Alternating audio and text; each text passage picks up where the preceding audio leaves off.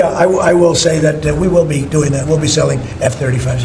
Tell you what an honor it is to be your friend, and I very much appreciate the investment of now $1 trillion, okay? বিগত 7 বছরের মধ্যে এবারই প্রথম যুক্তরাষ্ট্র সফর করছেন সৌদি যুবরাজ মোহাম্মদ বিন সালমান।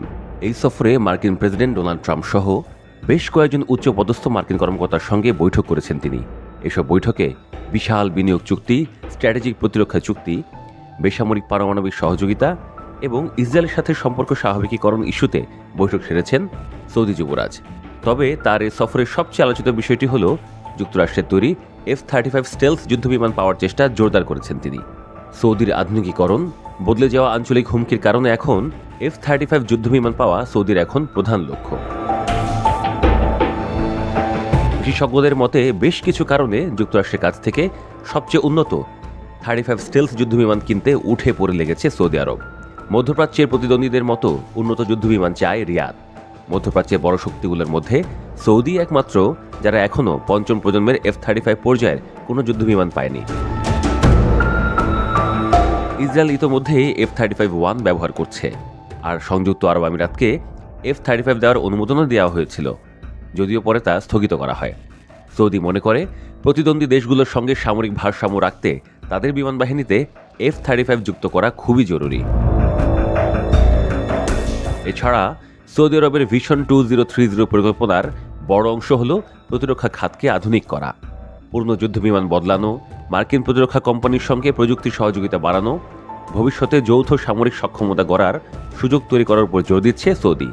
F-35 কেনার বিষয়টি এই পরিকল্পনায় পুরোপুরি মিলে যায়।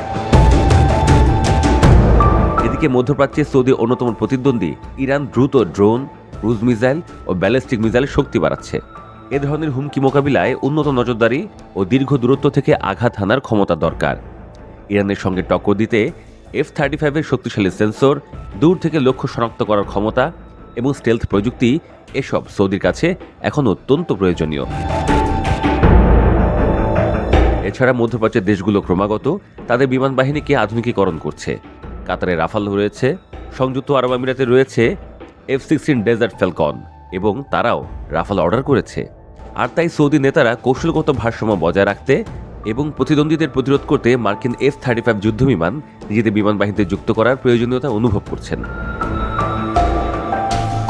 সৌদি যুবরাজ যুক্তরাষ্ট্র সফরে ট্রাম্পের সঙ্গে বৈঠকে মার্কিন F-35 যুদ্ধবিমান কেনার বিষয়টি অনেক দূর এগিয়ে গেছে বলে জানিয়েছে আন্তর্জাতিক গণমাধ্যমগুলো। যুক্তরাষ্ট্রের কাছ থেকে মোট 48টি F-35 যুদ্ধবিমান কিনতে চায় সৌদি। এ বিষয়ে নীতিগত অনুমোদনও দিয়েছিল মার্কিন প্রতিরক্ষা সদর দপ্তর, পেন্টাগন। তবে ইসরায়েলের সঙ্গে দ্বিপাক্ষিক চুক্তির কারণে সৌদির কাছে F-35 বিক্রি নিয়ে কিছু বাধা রয়েছে ট্রাম্প প্রশাসনের। সেই চুক্তি অনুযায়ী যুক্তরাষ্ট্র এমন কোনো অস্ত্র আরব দেশকে বিক্রি করতে পারবে না যা ইসরায়েলের সামরিক শ্রেষ্ঠত্বকে সরাসরি চ্যালেঞ্জ জানায়। যদি যুক্তরাষ্ট্র সৌদি আরবকে একই সমরাস্ত্র F-35 যুদ্ধবিমান সরবরাহ করে, তাহলে এটি ইসরায়েলের সঙ্গে থাকা দ্বিপাক্ষিক চুক্তির সরাসরি লঙ্ঘন হবে। এসব কারণেই সৌদির কাছে এই যুদ্ধবিমান বিক্রিতে আইনি বাধার মুখে পড়ছে যুক্তরাষ্ট্র। আর তাই সকল আইনি জটিলতা কাটিয়ে F-35 প্রাপ্তি নিশ্চিত করতে এই সফরে বেশ জোরালো অবস্থান নিয়েছেন সৌদি যুবরাজ সালমান।